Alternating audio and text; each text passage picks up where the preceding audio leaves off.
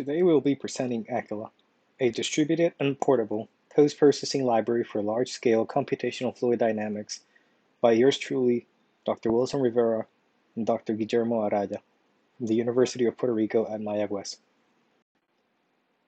Computational fluid dynamics has evolved into an essential tool for the understanding of ubiquitous phenomena such as high-speed compressible boundary layers, which are crucial to efficient high-Mach flights.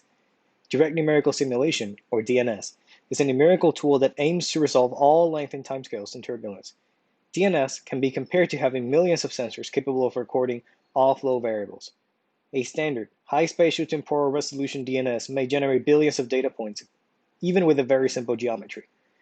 Capturing the smallest scales of motion at higher Reynolds numbers and accounting for strong curvature effects could end up generating trillions of data points. What's more, modern times have seen increased computational heterogeneity.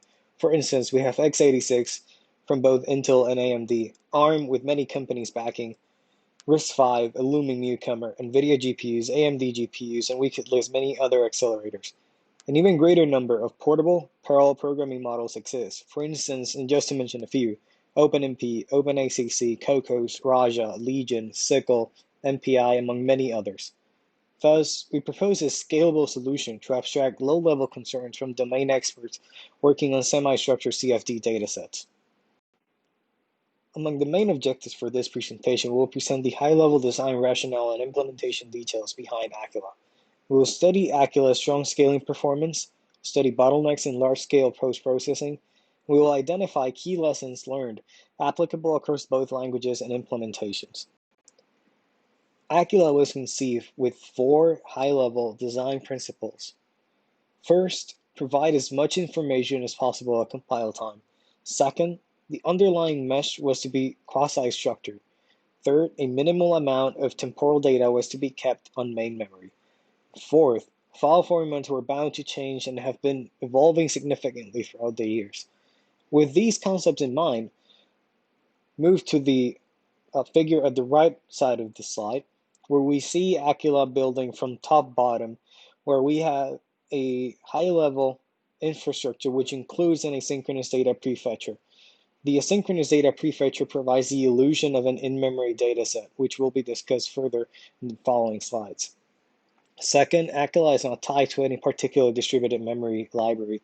Although currently only an MPI backend is implemented, many other backends can be implemented quite easily by implementing the Aquila communicator interface. Further down the stack, we target accelerated nodes on supercomputers with Kokkos, which can itself target Serial, OpenMP, CUDA, ROCm, Sickle, Qthread, and many others.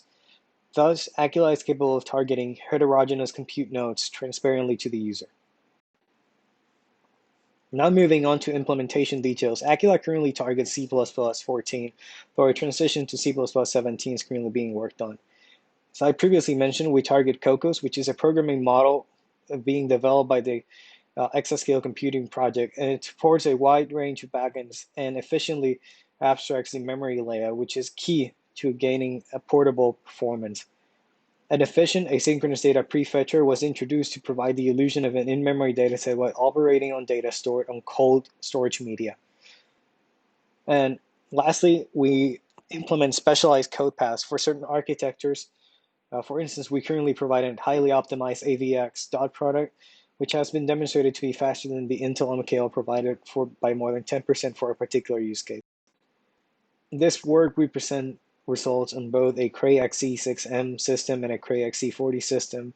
Cray XE6 was based on an AMD Opteron Interlagos CPU architecture, while the Cray XE40 system is based on Intel CM Broadwells. The benchmark consists of a post-processing pipeline. Essentially, we compute 2-point correlations, RMS, cross-correlations, fluctuations, and the mean flow field for a supersonic DNS case. On Onyx, we also introduce an incompressible case with more flow fields just to push the hardware further, and we also introduce the concept of quasi-streamwise homogeneity for smoothing.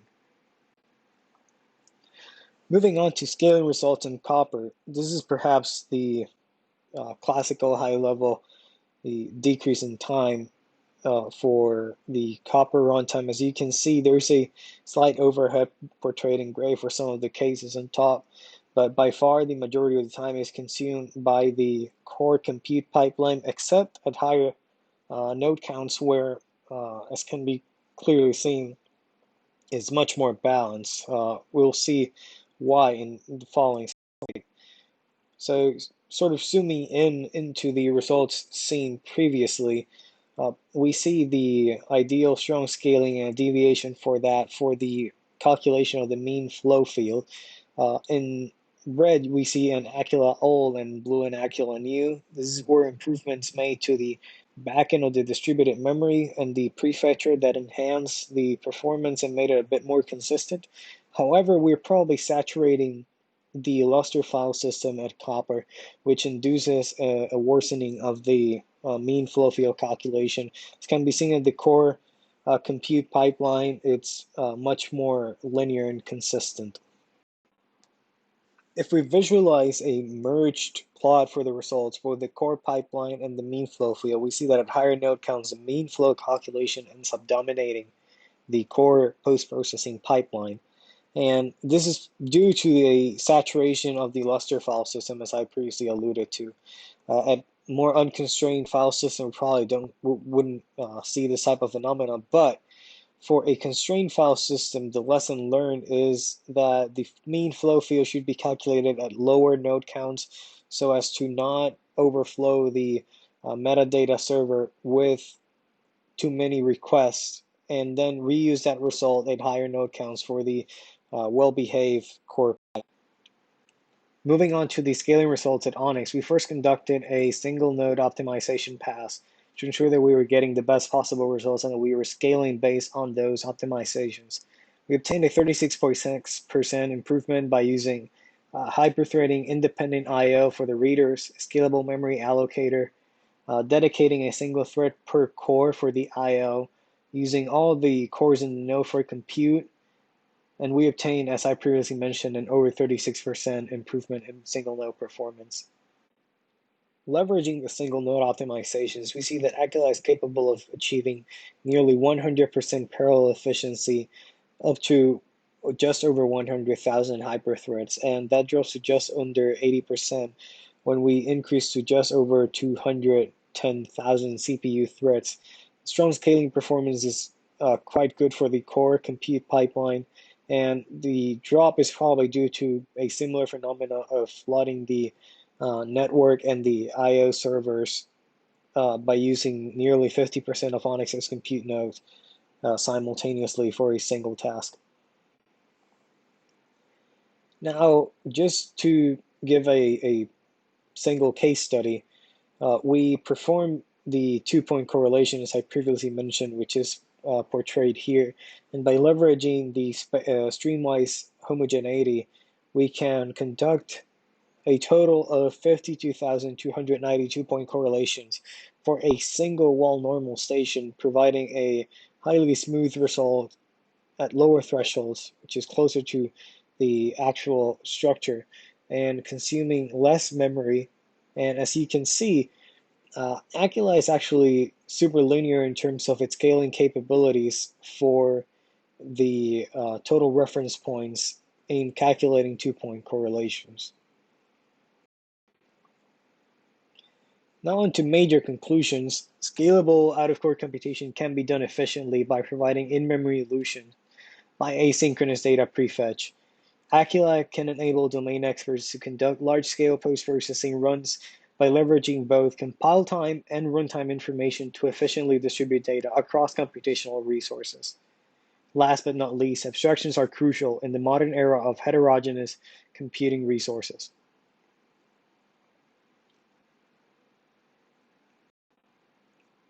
Now, ongoing and future work, we are currently demonstrating that the lessons learned through Aquila are applicable across languages. I'm currently working on an implementation of PyAquila with very similar techniques, and preliminary results show that they are applicable. Other results include testing Aquila on GPUs and implementing scalable stencil computations on Aquila distributed volume. Some references were I'd be more than happy to take questions over email or during the live session.